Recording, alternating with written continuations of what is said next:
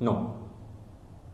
I can, the matter is sub judice. I don't want to get into it because, I have the strongest belief on the courts, and we have all submitted ourselves to the courts. Whatever relief we have got from the courts.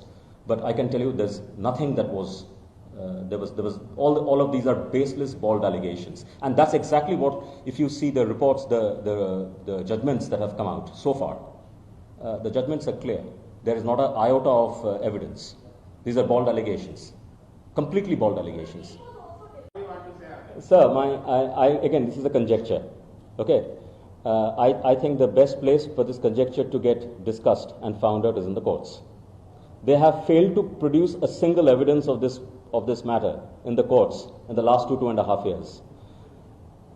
Statements are very easy to make. Truth is truth. If anybody believes, and if I would find my ex-organization coming in front and saying that this has been done, I would like to challenge them. I would like to, but I'm sure Siemens wouldn't say this. I'm pretty sure they haven't done this. What do you want to say on the vision of Chandrababu Naidu? Amazing vision. I mean, his vision of, it sometimes staggers you. And as I said, by the way, I've worked with multiple state governments.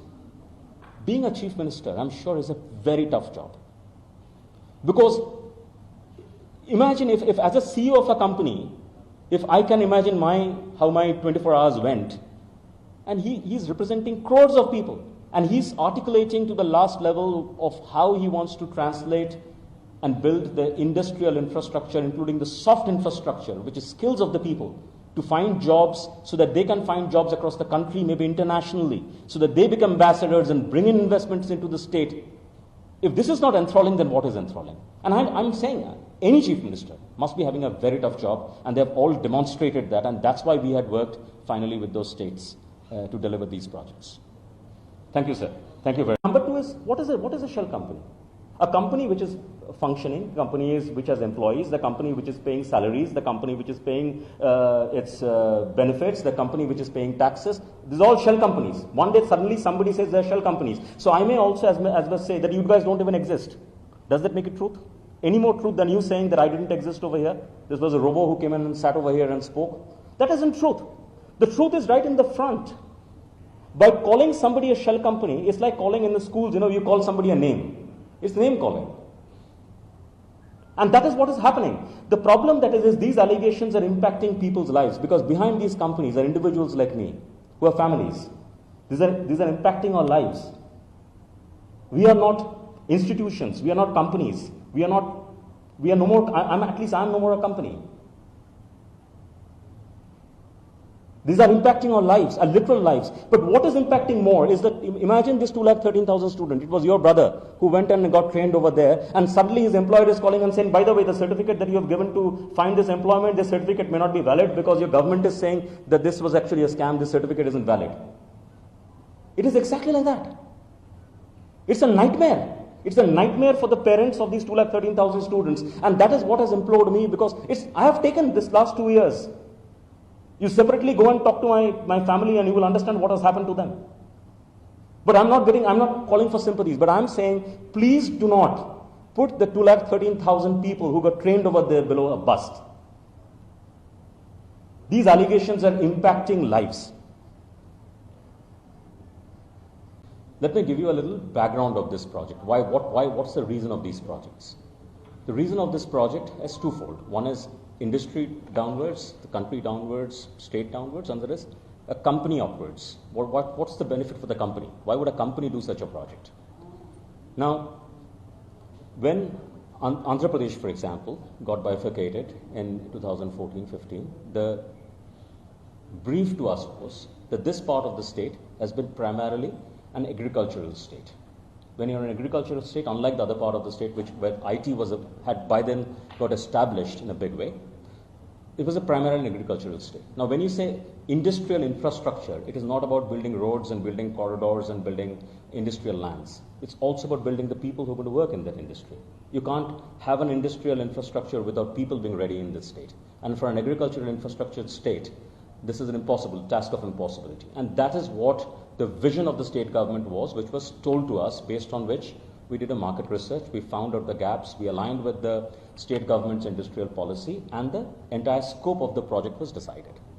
Based on the decision of the scope of the project, this project was designed to not just address the high end of the engineering skills, but also the mid-range and the low end of the skills. In the parlance of industry, it is called the white collar, blue collar, gray collar, and rust collar workforce. And that's the reason why there are center of excellences, there are technical skill development institutes, and so on and so forth. Established over 40 locations. Initially it was 36, it was extended without any change of any additional payment. It was extended over 40 locations, where over 200 plus labs have been set up. These centers span over 250,000 square feet and more. I don't know the latest numbers.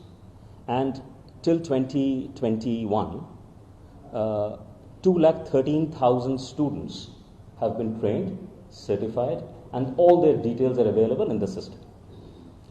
In 2021, so the contract was to build, operate, and transfer. Build, then operate for 2 years, handhold for 1 year, and then transfer this at the end to the government. All of the phases have been completed. In fact, it took more than 3 years, not thanks to COVID. The center was additionally run. Handover wasn't possible. And in 2021, these centers were handed over. 40 booklets for each of these centers with complete stock register, co-signed by Design Tech, who was the system implementation for the project, with APSSDC representing the state government, and with the center head, which is the principal of the college, have been signed and have been handed over to the government. At the end of the successful implementation of this project had received letter of commendation from APSSDC saying, great job done. And this is, I'm talking about 2021.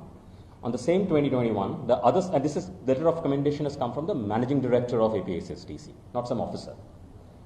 I was not in Siemens. This is my after knowledge.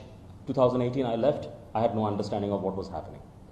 On the same 2021, there's another side of APSSDC, which for reasons unknown, and I would be very curious to know what was the internal trigger that while the managing director is giving a letter of commendation based on successful handover and successful completion of this project, would somebody want to come and do an investigation which never ever did a single visit of any of these centers and did any single verification of this project and said this project is bogus, based on which an FIR was launched and rest is history. You all know what has happened. This is a big mystery, because it's pretty much like the analogy that I want to give is that you are investigating how a murder was done, how a person has been killed, etc., etc. When the person who is supposed to be murdered is actually standing out over there. The person is actually standing out over there, and you are investigating how he was murdered, where is the weapon, etc. It intrigues me. I'm not a lawyer. I'm a professional.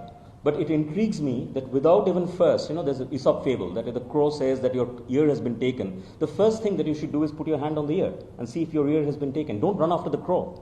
This is something we have learned in the schools. Why something as basic as this was not done before these charges were riled up to say that this project is a bogus project, sham project, and then allegations, wildest allegations I can't even imagine, have been filed upon me and other people, and rest is all up to you. This project was so successful that KPMG in its 2016 State of India report, KPMG Global in the State of India report, cites this project as an example and a case study of one of the most successful projects that could ever be done. All of that has been ignored.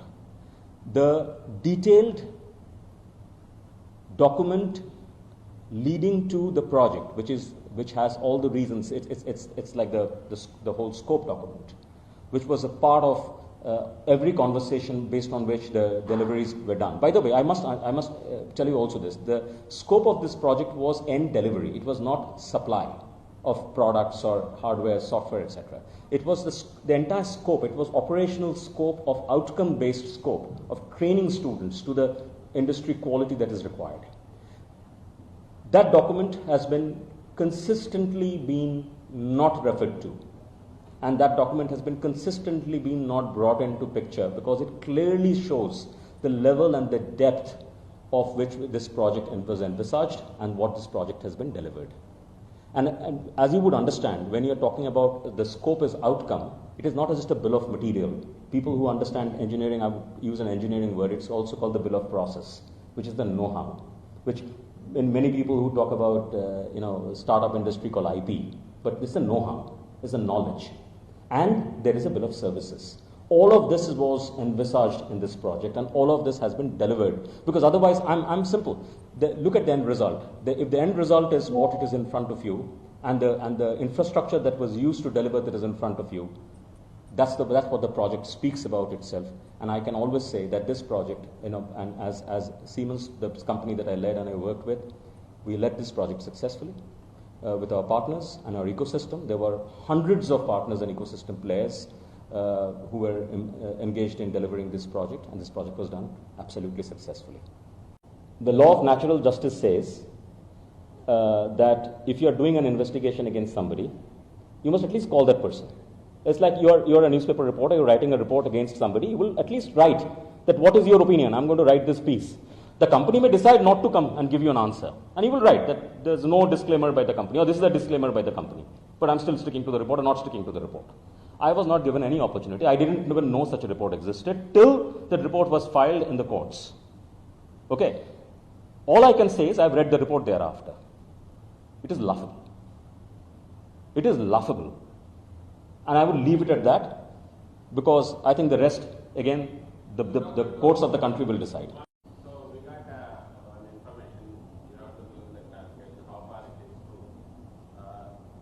Investigation agencies like ED and CVCID were pressurized you to spell out Chandrababu Naidu's name. How far is it? I would like to leave it with a smile. Some words are said better with smiles or with tears. You didn't say anything. No, I don't want to comment into this. I only, because I've submitted myself to the courts. This is something that you have to read between the lines.